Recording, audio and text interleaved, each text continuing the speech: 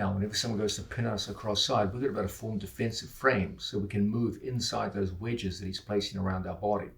We've got different options. We've seen we've got 2 arms. We have the inside arm and the outside arm. We've seen with inside arm, we have 4 good options to place our defensive frame. What about the outside arm? What are my options here? Okay. Arguably, the best all-round option is this, a reverse crossface, where I place my hand here across, like so. Try not to have the hand buried in front of his shoulder. There's some little wrist lock options that my opponent has in these positions that can confound you. But if I bring my hand all the way through, I now control my opponent's head with my forearm. If my hand is too close in here, he can crunch down on my arm and kind of constrict its movement, make it hard for me to move my arm effectively.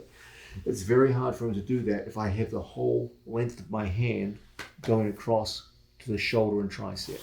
Now when he tries to put weight on the arm, it's pretty strong here.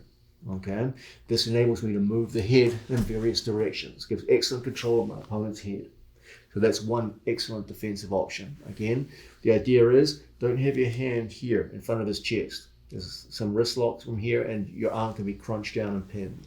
Okay, instead I want to come through and put the whole heel of my hand around his shoulder so that you get an excellent ability to hold your arm in place even when he puts weight over you and tries to employ cross faces. You'll be able to move your opponent's head quite readily with this grip. Okay, that's an excellent defensive option. Another defensive option here is to have my hand go through underneath my training partner's chest and become an underhook. Okay, this too gives an excellent ability to move our opponent's head and to get my head underneath my opponent's body weight. This will greatly facilitate turns in towards our opponent that we'll be looking at later on in the video. Okay, so once again, if I can get my hand through underneath and get elbow deep on the underhook, you can move the head and start turning towards an opponent like so. So this too is an excellent defensive frame. Another good frame here is a bicep frame or over back, where my arm goes over my opponent's back. Make sure you don't start gripping the head.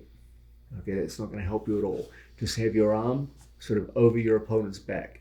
Okay, the advantage of this one is the ability to move the opponent's head by coming to the end of the lever all the way up by the temple, and then from here moving the head in ways that facilitate escape. Okay, so 3 excellent defensive options. Arguably the best option is to come through all the way like so with the reverse crossface. Another excellent option is an underhook. Another great option is the over back or bicep crossface, which enables you to move the head quite readily and create excellent control coming out of your elbow escape. Those are our favorite options with the outside arm.